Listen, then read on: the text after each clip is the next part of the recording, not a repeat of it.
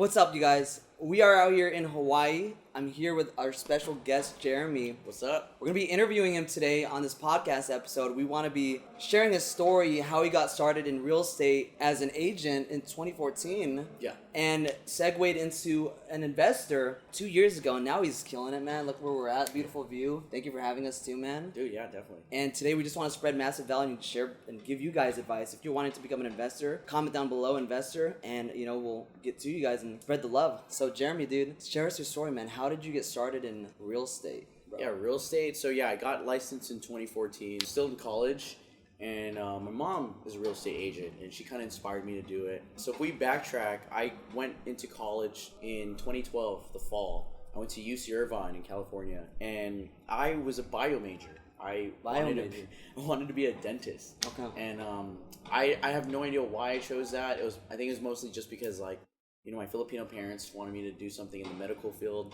So I was like, all right, I'll be a dentist. And, not a nurse, though. Not a nurse. Cheers, bro.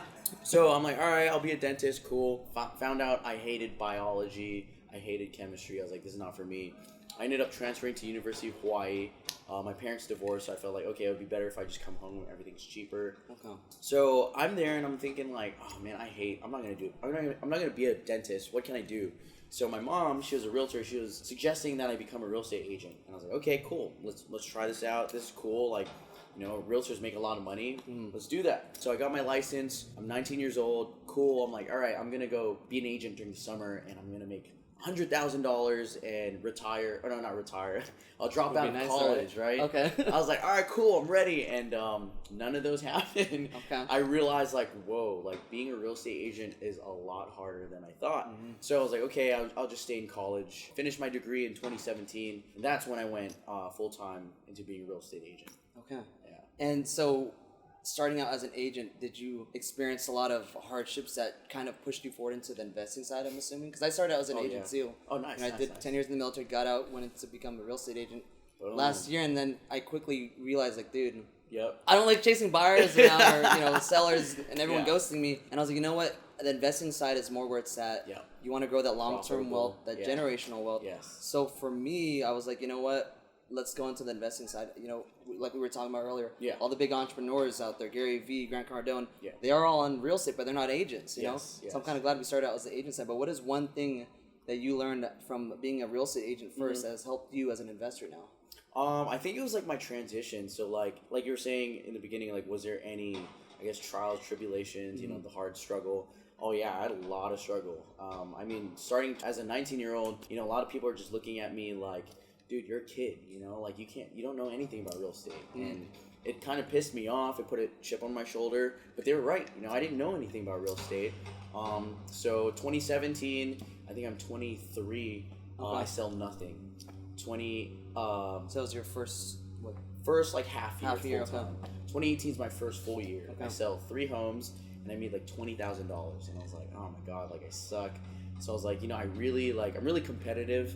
And especially competitive with myself. I'm like, dude, you're way better than that. You can do so much better. And I set the bar high. I was like, Jeremy, failure is not an option. You need to reinvent yourself and work 10 times harder, 100 times harder, whatever it takes to get what you want. And at that time, it was make 6 figures. So 2019, I flipped the switch and I just went super hard. And I discovered okay, what works for me was social media, Instagram specifically, and helping first-time home buyers, millennials, people our age that are new to real estate, and they would rather work with me than a boomer agent. So they felt comfortable with me, and I started to realize that. 2019, that's when I hit 6 figures for the first time. Cheers, brother. Cheers to that. Celebrate all the wins, right? Yes. So at that time I'm 25. I'm like, all right, cool. This is dope.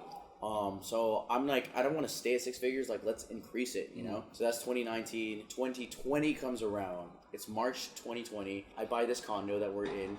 I'm like, awesome, beautiful cool. Condo. It is, right? And I'm like, all right, cool. My mortgage plus maintenance fee is around $3,800. Okay. And I was like, okay, I can do that, maybe a little out of my budget or in terms of comfort. I was like, you know what? Let's do it. It's going to push me to work harder because this is the dream condo that I've always wanted to live. And then I close on this. The next weekend, COVID happens. Oh, shit. All of Hawaii shuts down. Okay. I don't sell a house for the next 2 weeks. Okay. And I'm just like, oh my God, what did I do? Mm-hmm. Fast forward, they ended up lowering interest rates. All hell breaks loose. I sell 24 homes that year. Oh, wow. Almost like $300,000 in income. I was like, this is cool. But it's during COVID too. I got burnt out. And that was the time I started like realizing, man, like, do I want to be an agent the rest of my life? Like, yes, I'm good at it, but it's a constant grind. Yep. And, you know, I always hear about these entrepreneurs, these wealthy people, like, it's all about passive income and building wealth, like you said. At that time in 2020, that's when I started YouTube too. Okay. So as a YouTube creator, I started going down the rabbit holes, looking at other YouTube. That's when I learned about flipping. I was like, oh my gosh, like, this seems cool. Like, let's try to do this. And then 2021, I was like, I'm going to start flipping houses. Okay. And that was kind of like the transition where I was like, all right, let's start flipping houses. You know? Got it. From agent to investor. Yes. Wow, from YouTube Academy. Okay, wow. It's amazing what you can learn on Academy. YouTube, bro. Yeah. So crazy. We were just talking about that. I learned video production just from YouTube. Yeah. Wow. Okay, so flipping. Yes. What do you love about flipping? What is the biggest difference between flipping and being a real estate agent? So real estate agent, while I was doing it, you know, I had this idea like, oh, you're your own boss, you don't work for anyone. But really, if you think about it, all of your clients are your bosses. That's true. You know, I've had clients who like chewed me out. I've had clients that were annoying, and I had to just, you know, kiss their ass. And I was like, yeah, you know, just put a smile on. So it's kind of like what you do with your boss. And, you know, 98% of my clients were awesome. They're like kind of like our age, cool, like they understand how I work. We have the same problems. You know, I'll like go to showings on a Saturday morning and we're both hungover. Yeah. And it's cool, but I had like the small like 2 to 5% of clients that were just soul suckers. Okay. And like I was just like, energy. I'm like, I wish I could like not do this because I don't like you and I don't want you as a client. So I started getting burnt out with that. Then I realized as an investor, I'm literally my own boss. Like I worry about finding the properties. If I don't feel like finding properties that day, I don't. You know, no one's on my ass to find properties. Yeah, check in. Exactly. But once I do, like, I feel like I'm I take the initiative. Like, I want to. So, like, it's cool not having someone on your ass about it. I'll be on my own ass. That's fine. And once I get the deal going, we're doing rehab. It's fun. Like, I don't do anything. Literally, all I do as a flipper, like, since I do content, I just go to the flip once a week and make TikTok videos, you know, YouTube videos. Wow. So that's, like, super fun, you know? Just to stay top of mind, right? Okay. Exactly. Just to put out content. Okay. And that was the big difference I saw from being, you know, an agent versus a flipper in terms of work. Yeah. In terms of income, oh my gosh, like my first flip, it was 5 months. Okay. I made $72,000. Wow, that's net too. Yeah, net. Holy shit! Wow. I was like, wow. I split that 3 ways with partners. Okay. But still, like, wow, that was so fun. I had like a joyride throughout the whole experience. My second flip was just by myself. I made $120,000. Wow. And the flip was like a super easy flip. I got a good deal.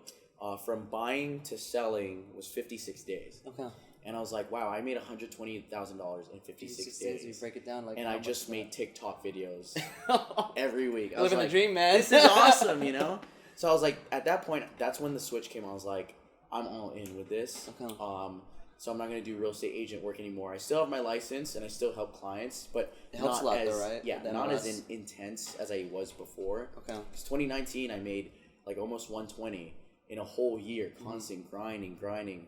With this flip, I made it in 56 days. I was like, it's a no-brainer. It's crazy, right? Yeah. Okay. So that was the big differences. And you learned everything on YouTube too with flipping, or did you have a mentor that, you know, guided you and showed you how to flip? Yeah, that was a good question. So like we were saying, YouTube University, you know, like I feel like the normal person can't use YouTube. I mean, they could, but there's a lot of things that they don't know that's specific to their market. Okay. And I think I was saying off camera to you, I think a lot of the reasons why I had great success in my first year flipping was mostly because I was an agent. I had all the experiences as an agent, so I knew my market. I understood my market. I knew what a good deal was right away. You know, maybe if you were in the shoes of a new flipper that wasn't an agent, maybe they don't know what a good deal is, you know? But because I've had the experience, I was like, once I saw that first deal and the second deal and I saw the price of how much I could buy it for, I was like, yup, that's a good deal. And just buy it ASAP, you know? Got it. So what is a good deal for the people watching that are brand new, that want to be an investor? You know, what's a good deal to you? What would be something you see and like, I got to hop on that? So it just depends on your market. It could be way different if you're in Hawaii versus like Texas, you know? Got it, okay. So in Hawaii, right now, the median price of a single family home is $1 million. Wow, it's like California then. Exactly. 1 bedroom, 1 bath. So it's just like, it depends on your market, but also in Oahu, it depends on the neighborhood too. Okay. But we'll just talk about my first flip, for instance. Single family homes in that area were selling around like $750 or so. And I got it for $540. Okay. So I was like, all right, good deal. I don't even need to know how much I would need to renovate it. I just know that was a good deal. Bought it. We did $80,000 of rehab, which wasn't that bad. Okay. Listed it for $765. We sold for $795. Wow. And that was in August of 2021. Now it's January 2022. The median price of homes in that area are now like $850. Wow. Yeah. Crazy, big, right? Yeah. So it's just like, and I think it has a lot to do with the state of our market that we're in right now. Okay. I think it's just like a really good time as a seller, you know? So I think that's why we're seeing that huge increase so fast. Got it. Okay. And so when you're acquiring these properties, like when you find it's a good deal, right? And you hop on and you take that deal. Yeah. What is your mindset going into this? Like, okay, I got to do this first. Well, I got to do second this and then this. Like, what's your workflow? That's a good question. So when I'm writing these offers, believe it or not, I don't know how I'm getting the money.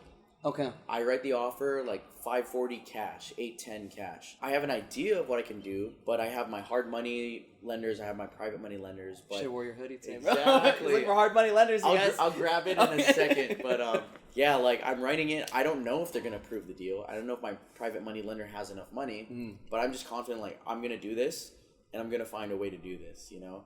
Like, it's such a good deal, I don't want to let it go. Yeah. So submit that offer. First thing I think of, okay, find the money.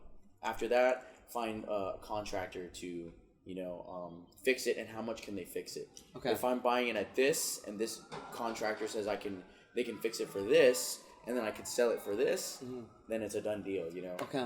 You really got to know your numbers ahead of time. Pretty much, okay. Yeah.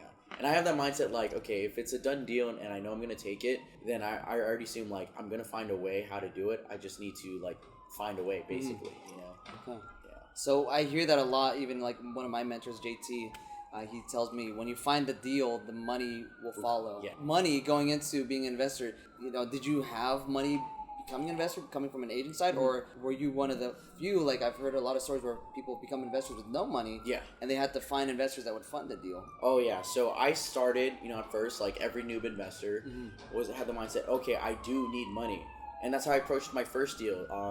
My hard money lenders said they needed 25%, but I didn't have that, so I teamed up with two buddies. Okay. We all pitched in $57,000 each.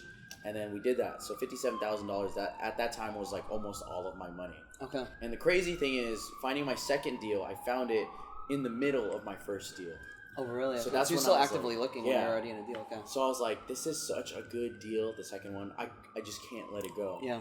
And crazy thing was, I was like, this is such a good deal, I need to take it. So I wrote my EMD. For those watching, that's your deposit. It was $5,000. The thing was, those were my last $5,000 in my bank account. So these are from your savings, your own pocket? Because everything was tied up in the first deal. Okay. But I was like, you know what? Like, this is a good deal. It's going to pay off. Wrote $5,000, and I have a mortgage in this condo. And this is while you're still paying for this condo? Yeah. Oh, so wow, I was like, okay, I think if I can use my credit cards for this, do that, sell this amount of stocks, I'll have enough to get me by. Okay. And luckily I did. So it was really risky, and I was scared. Oh, yeah.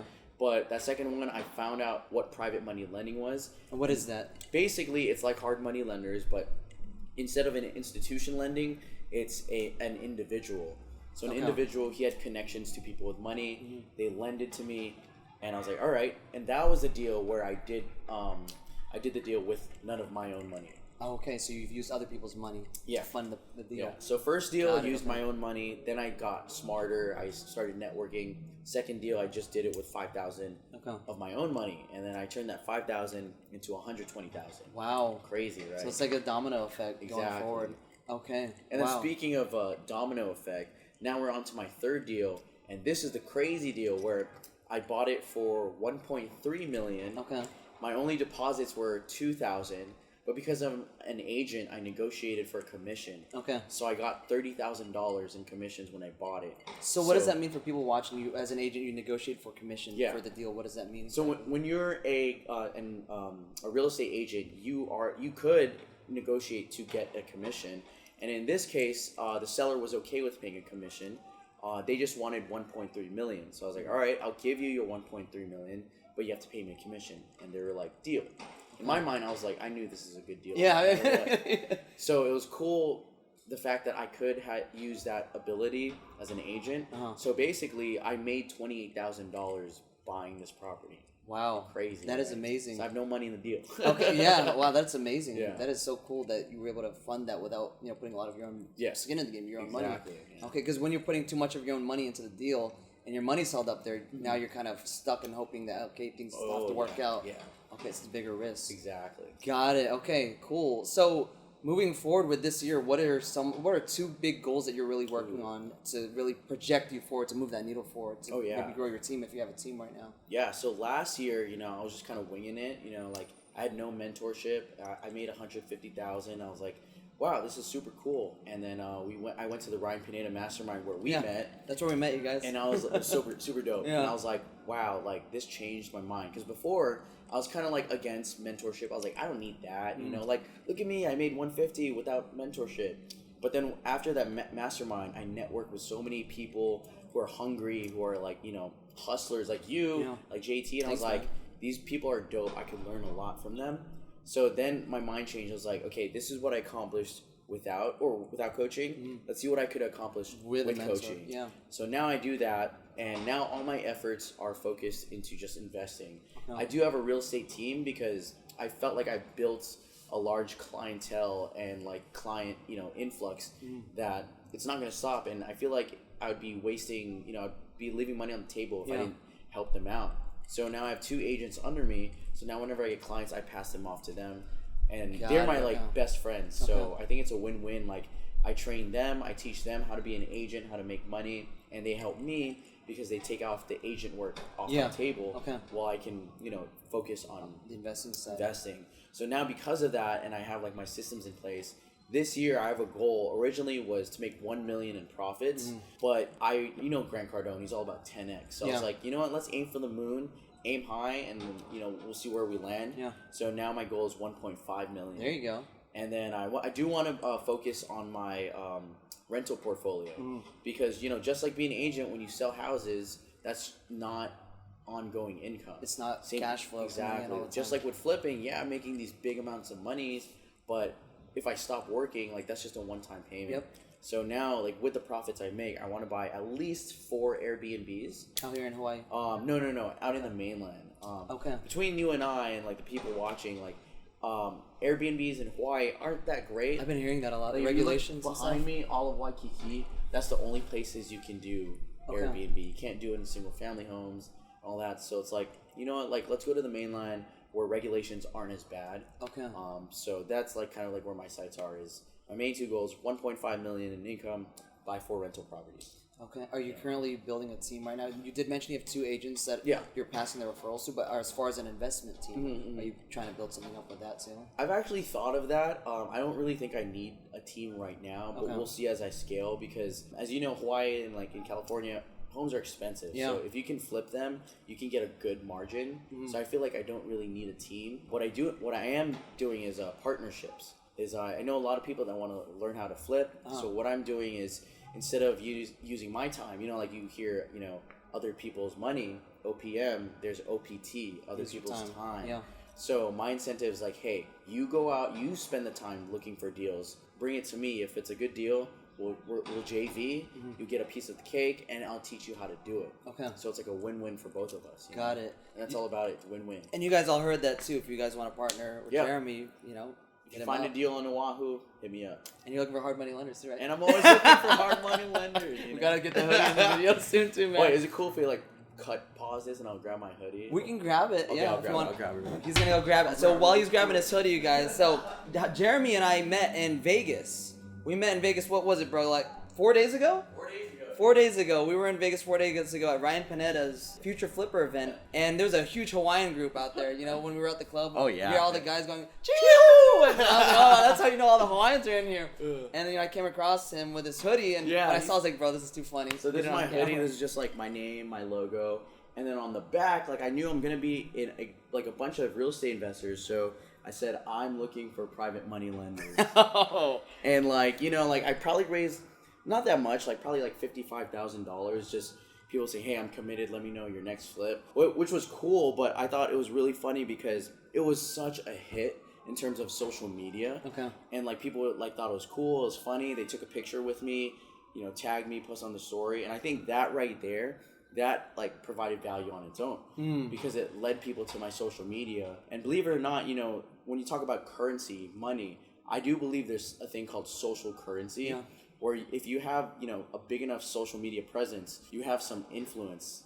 And on top of influence, you could create a network, or you just never know community who you're going to meet through social media. Exactly. So like, what if someone who posted that, who was really rich, they saw and they're like, wow, this guy's funny, like he's cool, let me find him, and then reaches out to me, you know? So I just thought it would be funny, so no, I like it, man. Ended up working out. You guys give him a follow, Jeremy Mateo, the Jeremy Mateo, and he is looking for private money lenders. If you guys are a private money lender, DM him. Sign him his DMs. There you go. That is awesome, man. Talking about social media, so you know I do a lot of video content. I'm learning the investing side of the house. What is something that has really helped you catapult your social media influence to help you get deals? Have you gotten deals from social media? All my deals come from social media. 100% right now? Yeah. Wow, okay. So the thing is, when I first started in January 2021, I got that great advice from our buddy Alex Camacho. And like he said, don't worry about finding the money, worry about finding the deal. Okay. So I was like, all right, how do I find a deal? And I knew that I was really good at one thing, and that was social media. So when I started as an agent, I sucked at cold calling, I sucked at door knocking, all of that, right? And I was like, I knew I'm good at social media, so I'm going to do that. So I took what I was good at as an agent, and I took those strategies and I applied it to being an investor. Okay. So literally on my Instagram story, I would just post in words, like, hey, I'm looking to flip a house, I'm looking to buy a house, all cash. Let me know if it's run down or unwanted. Let me know, and I'll even pay you a finder's fee if you find me something. And I kept posting that on my story every single day. And like a month later, some random person who wasn't even following me, by the way, messaged me saying, hey, my friend told me about your post and told me to hit you up. My aunt is trying to sell her house.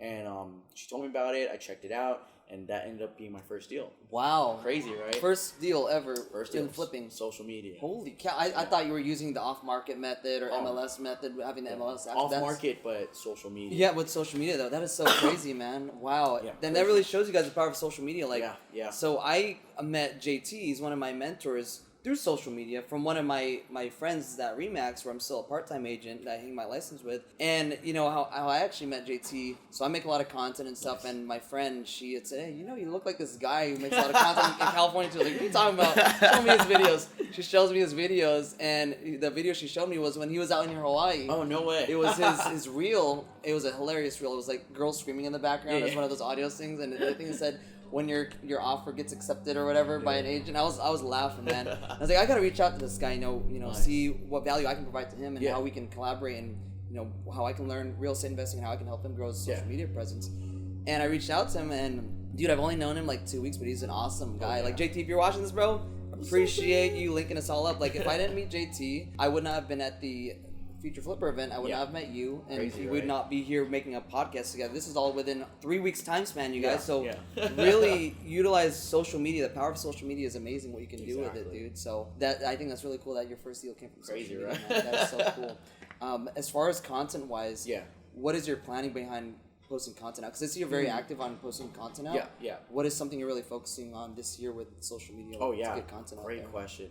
It kind of goes back, like, I like what you said is when you first saw JT on social media, the first thing you thought was like, I gotta meet this guy, and then the next thing was, how can I provide value? So that's the number one thing with content is like, content, most people think of it as, influencers, they're so self-absorbed, conceited, and it is true for the most part, but that's why I feel like with real estate investors or people who are in sales, if you can provide value, you'll get a following, because you're helping people, you're teaching them how. You're not expecting anything in return. Exactly, and I think that's my approach is like, how can I provide value to the masses, know? Like, I'm still new, but I feel like I know more than someone just starting, and that's how I learned was YouTube, social media. So I was like, you know what, let me take the things that I've learned and put it on social media, and maybe someone sees it, they get inspired, they'll be like, you know what, this guy's dope. I'm going to quit my job and do real estate investing. You know? Yeah. All I want to do is provide value, teach people, tell them my story, and then hopefully it inspires them to do the same. Okay. Do you try to post like 3 reels a day, or is it more so like... Now my team, so we have like this accountability thing. We always talk to each other every morning. Right now it's like at least 1 YouTube a week. Okay. Then I take that, turn it into long reels. Form content? Like that? Oh, okay. Long form, and then turn it into short form. So at least reels, you know, TikTok, but try to do at least, you know, if it's short form, like at least 5 a week, you know. 5 a week, okay. Yeah. And it's just like, it's nothing planned. It's just like, I know my quota, but like I'm always constantly thinking like, what can I do? What's a good idea? Okay.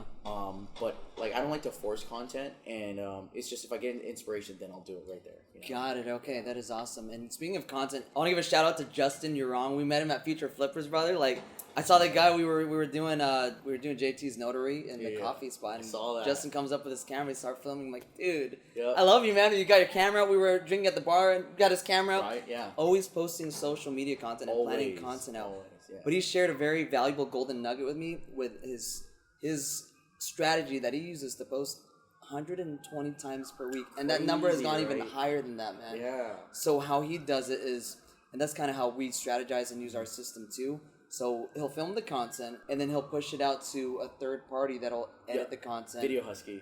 Video Husky is one of them. Yeah, that's what he uses. It's a great service too. Yeah. And he'll push it out to them. They'll do the editing while, you know, he's still out, you know, making connections. Yeah. And then we'll have another guy at third party that is posting the content for him. Wow. Because if you guys, you know, post a lot of content, as you know yourself too, writing those descriptions out, thinking of hashtags, you know, time consuming, man. It is, just, man. you gotta automate or delegate, you know, or delegate and elevate, like what Ryan says. And I'm really trying to utilize that in my business. If that's one like value that I can, you know, share with you that I learned is having those systems in place, like putting the content out there, but planning content out, like intentional content out to teach people, and having a calendar to stay accountable with. Exactly, yeah. But yeah, dude, like creating content, what Gary Vee says too, content is king, but distribution is queen. Oh yeah. So you guys got to know where you're going to put their content out, you know? If you're just going to make content, where you're going to put it at, you know? Exactly, yeah. So we're trying to hit IG, YouTube, TikTok, all those big channels right now. Yeah, Twitter too, like, I even post LinkedIn now. Like I post reels, I post my YouTube videos, because I feel like there's this term, it's called being omnipresent, and I always tell my agents, my team, like whenever you post on all platforms, because like your job as an agent is to be in front of their face. Us as an investor, like same thing. You never know who's watching our videos. So if you post on Facebook, you know, I go on Facebook, oh, I see John's face. Okay, log off. Go on Twitter. Oh, I see John's face again. Everywhere, yeah. You know, like, so every time they see you, they associate your name and your face with real estate. So whenever, like, someone wants to buy or sell a house, or maybe they want to sell their house to you, the first person they're going to think of is a person that they see all the time, which is you, because it's like you're training them subconsciously. Exactly. It's kind of like when you're like, you know, on the mainland, you're driving down, you see the billboards on the side. If you see the same billboard all the time, over and over and over, always going to remember it. You know? Yeah. So that's kind of like my approach with posting everywhere. You know? Okay. Yeah. That is so cool, man. Thank you for sharing that too, man. That's awesome, man. Yeah. So I think, you know, a lot of the things from the conversation is just staying consistent. Yes. Staying top of mind, utilizing social media to your advantage. Yeah. Right now we're in such an era where social media is, you know, so crazy what you can do with it. And we're about to go into the metaverse too. Like, you know, some of the things we were learning from Ryan's conference too is like, you can buy real estate in the metaverse, bro. I was like, it's crazy. It's like mind blowing. Like, metaverse is a virtual world and you can buy real estate. That crazy, right? That is so crazy. Yeah. I don't want to get too far off topic, but are you already getting into the metaverse? And do you have other investment, you know, portfolios that you're getting into, like stock? You mentioned stocks a little bit. Yeah. You know, I know there's NFTs, and then the metaverse. Yeah. Is that something you're getting into? So I'm like, I dabble like very, very minimal, like less than 1% in stocks. Like I'm all real estate. Okay. I recently got into crypto. I probably invested like, I think 50,000 into it, and that includes coins and NFTs. Okay. Some small NFTs. In terms of metaverse, I bought some, I guess, NFTs within this crypto game called Big Time. Okay. But that's about it. But I do plan on getting into the metaverse. It's just like I don't know which one to do. Yeah. But I'm sure like eventually they'll all be connected. But for 2022, I do want to plan. I do plan on investing a lot of money in crypto, NFTs, specifically in crypto gaming and the metaverse, because I feel like it's gonna blow up. Yeah, oh yeah, dude. I mean, people are already attached to their phones, you know, on social media. Imagine, you know, putting on goggles and you can enter a different world where, you know, you work through that world and you don't have to leave your home. Yeah. We're kind of already living in that era with COVID. It's like everyone's working virtually. Yeah. And I think that's where the space has opened up to the metaverse and NFTs and crypto. It's such a crazy world we're living in right now. Yeah. But to close things out, what is one thing that you have learned that you could pass on to your previous self that you wish you knew before, that maybe someone watching could be like, hey, I wish, you know, I'm glad I learned that from this video. I'm going to apply that right now. What's one thing in investing that you learned that's such been immense value to you? Good question. I think it would be like, we mentioned it earlier, but I'll echo it again with kind of like a little more after, but don't worry about finding the money. I know a lot of new people, you know, new investors, they don't want to jump into something because they don't have the money. You really don't need money, you know, so don't worry about finding the money. Just worry about finding a really, really good deal. If you can do that, the money will come. And so people are like, all right, so like, is money gonna like appear out of nowhere? No. You know, you have to network. You have to go out there and look for people who do have money.